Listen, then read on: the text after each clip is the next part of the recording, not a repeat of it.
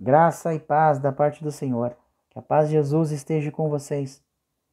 Estava um pouco distantes das redes sociais. Fazia algum tempo que eu não postava algum vídeo ou algum material para edificar a vida dos irmãos, devido a alguns projetos que surgiram, no qual pude participar de algumas escolas online, colaborando e ajudando em alguns temas bíblicos, com alguns irmãos, alguns novos projetos que vêm surgindo, mas eu já quero me antecipar dizendo que vou tentar me comprometer pelo menos uma vez por semana, trazer uma mensagem para os irmãos, para poder edificar grandemente a vida de cada um deles. Amém? Então eu peço que os irmãos agora, para a gente não se alongar muito, que abram a Bíblia de vocês no livro de Mateus, capítulo 2, eu vou ler o versículo 10 e o 11. E a palavra do Senhor diz assim: E vendo a estrela, regozijaram-se com grande júbilo. E entrando na casa, eles viram o menino com Maria sua mãe, e prostrando-se, o adoraram.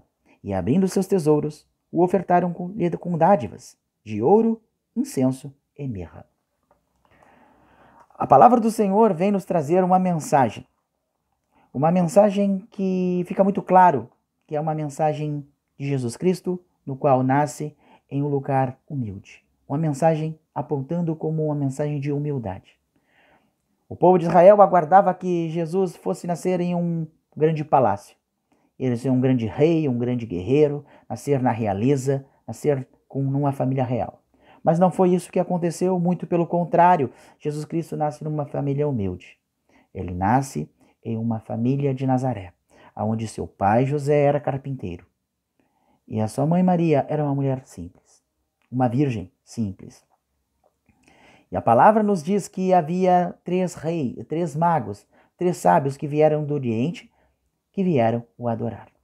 Através de estudos de profecias, no qual apontam como a profecias que havia em uma terra distante, no qual estudos apontavam que haveria uma estrela em uma determinada data, em um determinado período, que apontariam para o rei dos judeus, que seria o Cordeiro, que seria o santo que tiraria o pecado da humanidade. Era essa profecia que os sábios tinham consigo.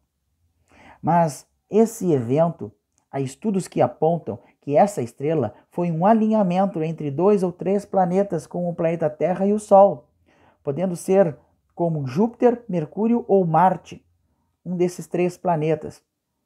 E justamente o que nos aponta no livro de Atos, capítulo 14, versículo 12, no qual diz que na primeira viagem missionária de Barnabé e Paulo, no qual fizeram uma viagem missionária para os gentios, no qual eles curaram um homem paralítico, um coxo, no qual esse homem o compararam como alguns deuses da mitologia romana, chamando Barnabé de Júpiter e Paulo de Mercúrio por conter a palavra.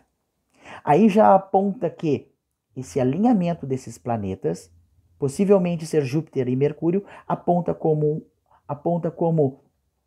o centro, a palavra sendo levada para a igreja do Senhor através desses homens.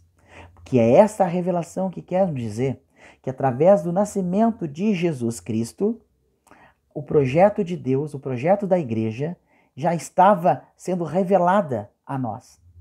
No nascimento de Jesus Cristo, Deus revela que o evangelho seria ultrapassado as barreiras, as fronteiras de Israel, chegando o Ocidente e a Ásia. Então esse é o primeiro ponto e o primeiro código que nós temos que identificar e decifrar, que a estrela significa Paulo.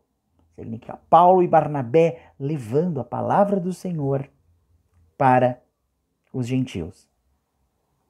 Outro item que nós temos que identificar e código que nós temos que decifrar é os nomes dos sábios, o significado desses nomes e os presentes. Também há algumas coisas que nós temos que analisar. Primeiro, o primeiro nome desse sábio é chamado de Gaspar, ele veio da Índia e significa o branco.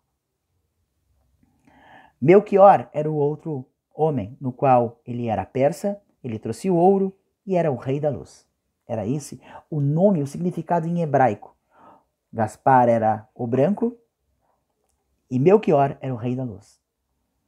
E Baltazar, ele era da Arábia, ele trouxe o presente, ele trouxe mirra, e o seu nome significava o Senhor do Tesouro. Então, de novo, Gaspar, ele veio da Índia, ele trouxe incenso, e ele significa em hebraico o nome dele, o branco.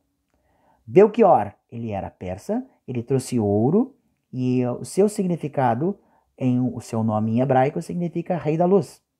E Baltazar, ele veio da Arábia, trouxe mirra, e ele é o Senhor do Tesouro em hebraico.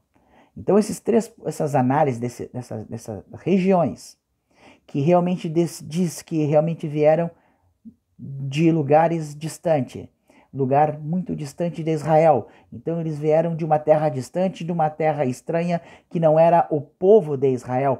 Então eles eram de lugares do Oriente. Então significa que eles eram gentios.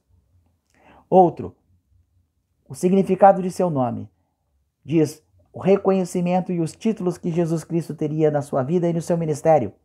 Primeiro, ele seria sem pecado. Ele era o Cordeiro Santo, o Cordeiro Imaculado. Ele era branco, sem pecado. As suas vestes eram limpas, porque era um homem no qual, filho de Deus, no qual não havia pecado. Rei da Luz significa que ele é um dos seus títulos. Ele, além de ser príncipe da paz, ele era também considerado o Rei da Luz. Ele veio para trazer a luz ao cego. Ele veio trazer a luz à escuridão. Era esse um dos títulos no qual o nome desses sábios também significa. É um dos títulos e um do reconhecimento de Jesus Cristo aqui na terra. Outro também é o Senhor do Tesouro. Sabemos melhor do que ninguém que o Senhor, ele é dono da prata e do ouro. Ele é dono de tudo. Então nós temos que entender que todo o tesouro que há de conhecimento e sabedoria do alto, estava depositado no Filho de Deus, Jesus Cristo. Esse era o maior tesouro. Em relação aos seus presentes, que eram outra linha, outro código que nós temos que decifrar, significa a sua vida e propósito. Primeiro, incenso, que era um presente de Gaspar, significa uma vida de oração. Jesus Cristo tinha uma vida contínua de oração, de intimidade com o Pai, de interação e relacionamento com o seu Pai. Então, é esse o papel hoje nosso da igreja, né? Belchior, ele trouxe ouro. Ouro é divindade, ouro é majestade, é divindade e santidade de Deus. Significa que Deus, a sua divindade santa, estava sobre Jesus Cristo, através do ouro. Se você for analisar no santuário, a presença de Deus se dava através de uma arca da aliança, no qual era feita de acácia, que era a humanidade, que era Jesus Cristo. Jesus Cristo, humano, revestida de ouro. A arca revestida de ouro, que significa o Espírito Santo de Deus sobre a vida de Jesus Cristo, andando aqui na terra. E Baltazar, que trouxe a mirra. A mirra era uma erva amarga, mas no momento que ela era prensada, no qual ela extraía um óleo agradável a Deus. Então significa que passa a mensagem que havia o sacrifício, o sofrimento de Deus, o sofrimento de Jesus Cristo para tirar o pecado do mundo através de um fato do sacrifício que ia ser amargo, mas ia ser extrair o óleo da unção, que seria de uma oferta agradável a Deus. Esses são alguns códigos que isso nos aponta, que é o ministério de Jesus Cristo, a vida de propósito dele e o reconhecimento que ele teria. E é justamente isso que nós temos que entender, que esse é o papel da igreja.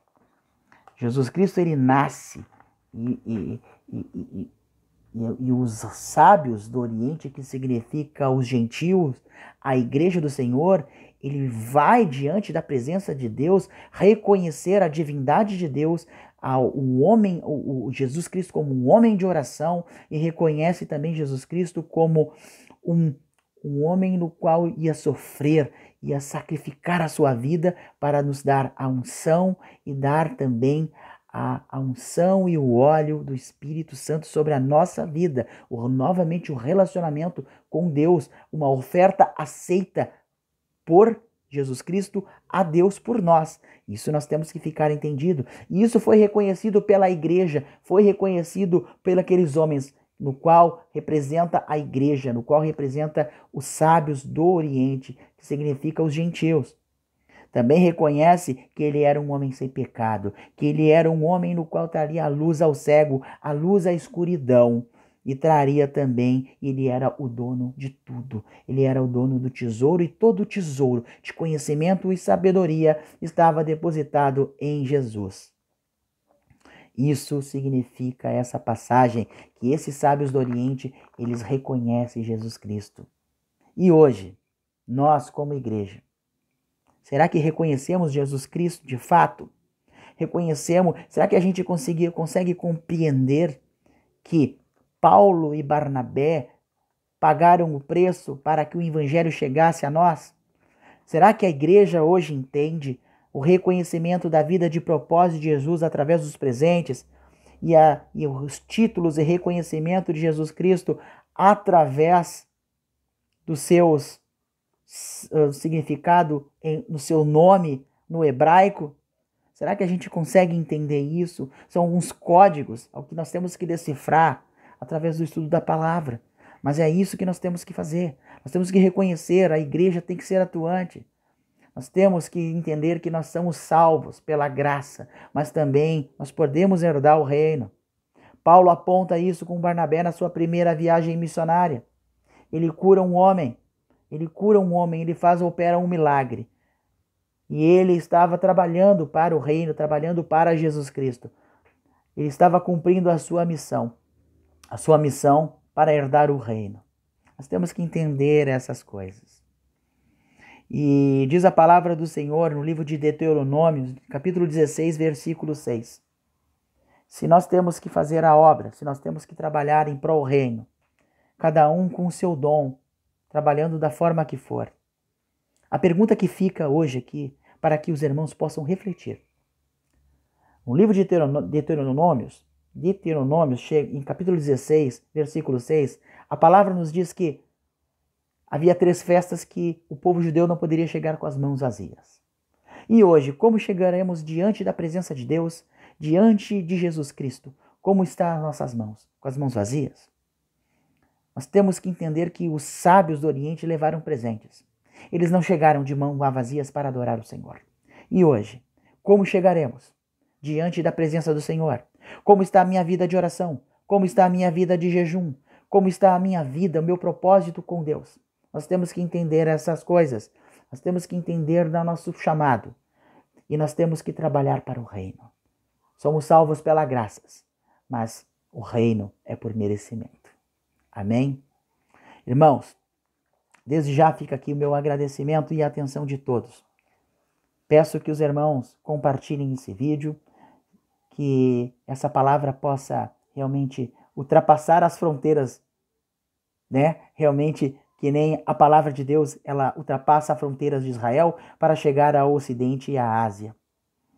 Há povos como Chipre, como realmente Roma, Grécia, Macedônia e alguns outros países além da fronteira de Israel. Que essa palavra possa chegar a outras vidas, que essa palavra possa abençoar e possa edificar. Que vocês consigam entender esses códigos, no qual a palavra vem nos decifrar. Nós temos que ler a palavra de Deus como um quebra-cabeça, no qual as palavras, a cada versículo, a cada estudo, ela tem que se encaixar uma com a outra. E essa é a mensagem que essa palavra quer nos trazer, que Jesus Cristo, desde o seu nascimento, já havia um projeto da igreja, desde o seu nascimento. Amém? Então, agora eu me despeço, desejando a todos uma boa noite e que todos estejam abençoados na paz e na misericórdia de nosso Senhor Jesus. Amém.